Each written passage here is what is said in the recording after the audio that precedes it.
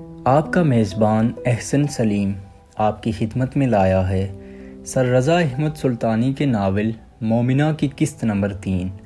جن لوگوں نے ابھی تک مومنہ کی قسط نمبر 1 اور 2 نہیں دیکھی ان کے لیے ڈسکرپشن میں لنک موجود ہے، اور قسط نمبر 3 کو سننے سے پہلے ہمارے چینل کو ضرور سبسکرائب کر لیں۔ آئیے آپ کو سناتے ہیں مومنہ کی قسط نمبر 3۔ اذان کی صدا پورے گاؤں میں گونج رہی تھی۔ ہر مسجد سے مؤذن پکار رہا تھا، آؤ کامیابی کی طرف، نیند کی وادیوں میں مست ہونے والو، تمہارا رب تمہیں اپنے دربار میں بلا رہا ہے، اٹھو دوڑے چلے آؤ اس کامیابی کی طرف جس کو زوال نہیں ہے۔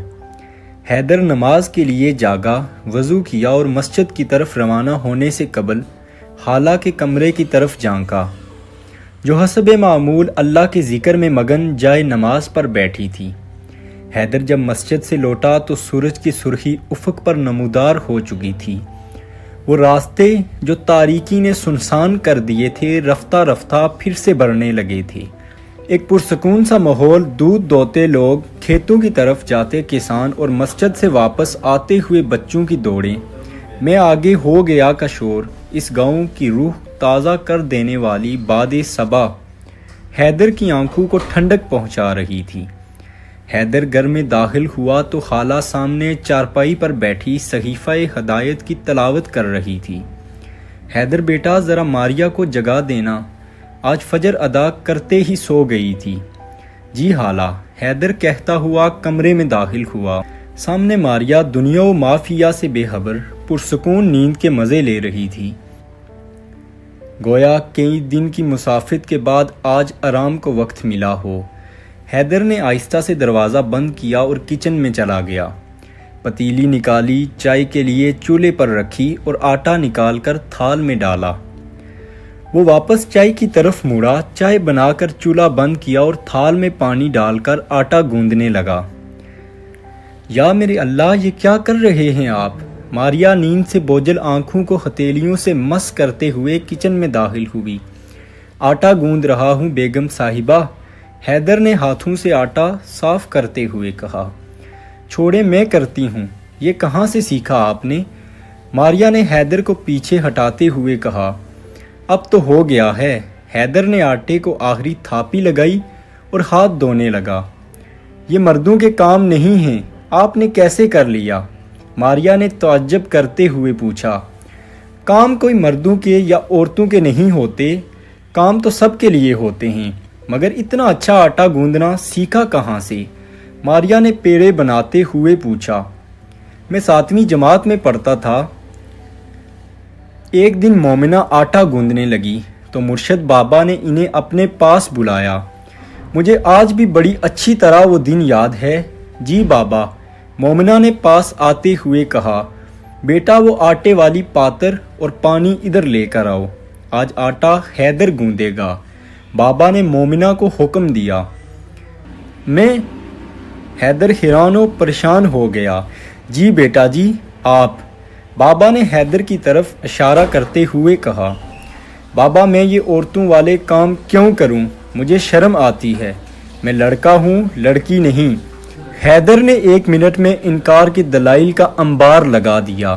بیٹا اگر اللہ کا نیک بندہ بننا ہے تو یہ مردانگی والی انا اپنے اندر سے ختم کرنی ہوگی، کیونکہ انا نفس کی پجاری ہوتی ہے اور نفس جب تک مر نہیں جاتا تب تک روح کی طاقت بڑھتی نہیں ہے۔ آئیں میں آپ کو ایک واقعہ سناتا ہوں۔ حیدر اور مومنہ دونوں بابا کے پاس مودبانہ انداز میں بیٹھ گئے۔ کہتے ہیں کہ ایک اللہ کے ولی کا ایک بستی سے گزر ہوا تو اسے معلوم ہوا کہ اس بستی میں ایک اللہ والا رہتا ہے۔ وہ ایک پہاڑ پر بنے اپنے حجرے میں ہر وقت اللہ کی عبادت میں مگن رہتا ہے۔ اس اللہ کے ولی نے سوچا چلو اس نیک بندے سے ملاقات ہی کر لیتے ہیں۔ وہ سفر طے کر کے اس بندے کے پاس پہنچا۔ اللہ کے ولی نے دیکھا کہ وہ شخص اندر اپنے کمرے میں مسلسل عبادت میں مشغول ہے۔ انہوں نے اسے آواز دی اور کہا، اے اللہ کے نیک بندے، تھوڑا سا پانی پلا دے، مسافر ہوں۔ اس بندے نے کوئی توجہ نہ دی۔ اللہ کے ولی نے 3-4 بار اپنے سوال کو دہرایا مگر اس بندے نے کوئی توجہ نہ دی۔ کافی وقت بعد جب وہ بندہ باہر نکلا تو جلال سے لال سرخ تھا اور آتے ہی غصے سے بولا، اے بیوقوف شخص، تمہیں نظر نہیں آتا کہ میں اللہ کی عبادت کر رہا ہوں اور تو یہاں میری عبادت میں دخل دینے آ گیا ہے، گستاخ کہیں کے۔ وہ اللہ کے ولی اٹھے اور فرمایا، پہلے اپنے نفس کو تو ختم کر لے۔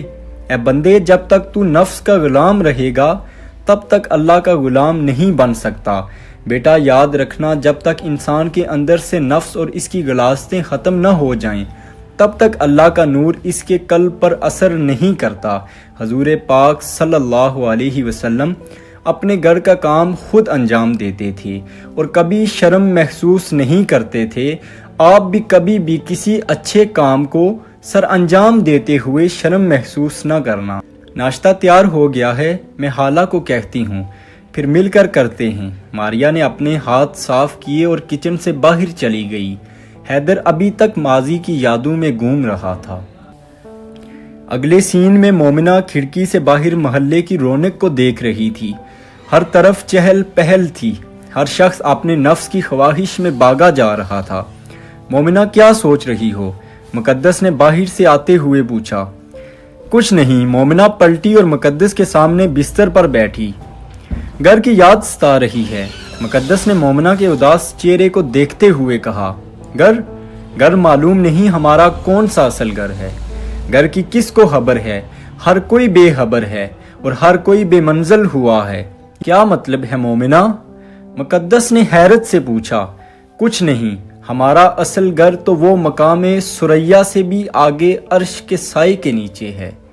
اور یہاں تک آج کی ایپیسوڈ ختم ہوتی ہے، اور مومنہ کی اگلی ایپیسوڈ اور دیگر اردو کی تحاریر، ناول، افسانے اور شاعری کو سننے کے لیے ہمارے چینل کو ضرور سبسکرائب کریں۔ جزاک اللہ۔